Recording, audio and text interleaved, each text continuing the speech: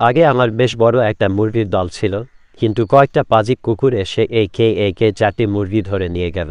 আমার খামারের চারদিকে শক্ত বাউন্ডারি দেওয়া আছে, তবুও কোথায় না কোথায় ফাঁকফোকর দিয়ে ওরা ঢুকে পড়ে আর আমার মুরগি ধরে নিয়ে যায়। এই পরিস্থিতিতে আমি এখন বাধ্য হয়েছি সময় ধরে ধরে আমার বাকি মুরগিগুলোকে পাহারা দিয়ে বাইরে ছাড়তে। আগের মতো আর সারাদিন তাদের অবাধে ঘুরে বেড়াতে দেওয়ার সাহস পাই না।